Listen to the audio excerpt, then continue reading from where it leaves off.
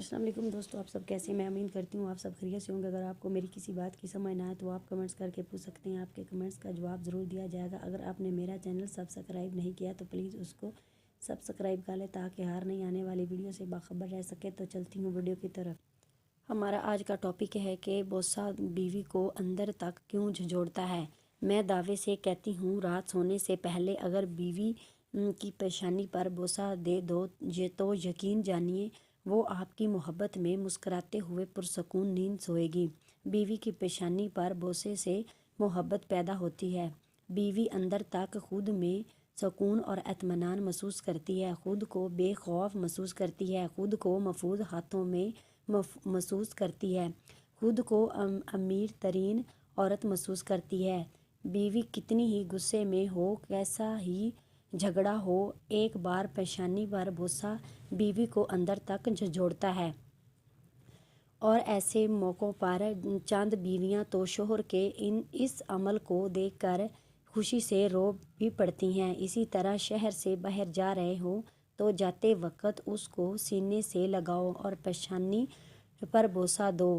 اس عمل سے آپ جتنا وقت بیوی سے دور رہو گے، بیوی گھر میں سکون سے رہے گی، مسکراتے پھرے گی۔ اسی طرح خود پر لازم کر لو کہ کھانا بیوی کے ساتھ کھانا ہے، یا کم از کم دن میں ایک وقت کا کھانا بیوی کے ساتھ کھانا ہے۔ اگر یہ عمل شروع کریں گے تو یقین جانیے ایک وقت ایسا آئے گا، اگر آپ کہیں مصروف ہیں تو آپ کی بیوی بھوک سے سو جائے گی لیکن آپ کے بغیر ایک نوالہ پیٹ میں نہیں ڈالے گی، اور یہ میاں بیوی کے درمیان محبت کی ایک خوبصورت دلیل ہے۔ کھانا کھاتے وقت ہاتھ سے دو نوالے بیوی کو کھلا دیں۔ یہ عمل شوہر اور بیوی کے درمیان محبت پیدا کرتا ہے۔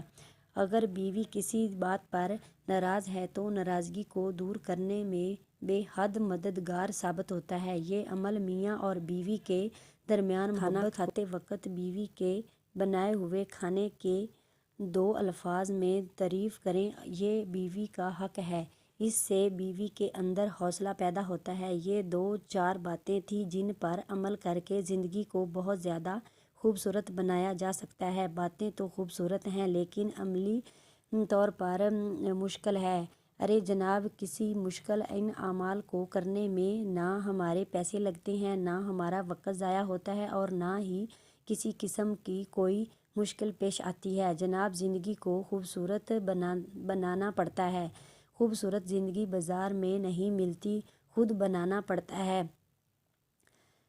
بہت سے لوگ ہیں جو انا کے اندر یہ اعمال نہیں کرتے۔ رسول صلی اللہ علیہ وآلہ وسلم پانی پینے کے لیے پیالے پر وہاں ہونٹ لگاتے تھے جہاں سے ان کی زوجہ نے ہونٹ لگا کر پانی پیا ہو۔ جناب، اس دنیا کی تمام تر عزتوں کو اکٹھا کر لیا جائے تو رسول کرم صلی اللہ علیہ وسلم کی نعلین مبارک میں لگی خاک مبارک کے ایک ذرے کی برابر بھی نہیں کر سکتی۔ تو ذرا دیکھیے دونوں جہانوں کے سردار کا اپنی بیوی کے ساتھ کیسا معاملہ تھا۔ ہم پڑھیں گے تو ہمیں معلوم ہوگا نا، ہمیں ہمارے دفتری کام، دوستوں اور موبائل سے فرصت نہیں ملتی، لہٰذا اپنی انا کو چھوڑ کر ان اعمالوں کو زندگی میں لانا بہت ضروری ہے تاکہ آپ کی ازدواجی زندگی ایک خوبصورت ازدواجی زندگی بن جائے، ورنہ دنیا میں کروڑوں لوگ زندگی گزار رہے ہیں، آپ بھی گزار لیں گے، کیا فرق پڑتا ہے؟ میں اکثر کہتی ہوں، زندگی کو گزارنا نہیں ہے، زندگی کو جینا ہے، اور یہ کام اپنی انا کو چھوڑے بغیر ممکن نہیں۔ ہمیں اشرف المخلوقات بنایا گیا ہے، ورنہ جسمانی خواہش جانور بھی پوری کر لیتا ہے۔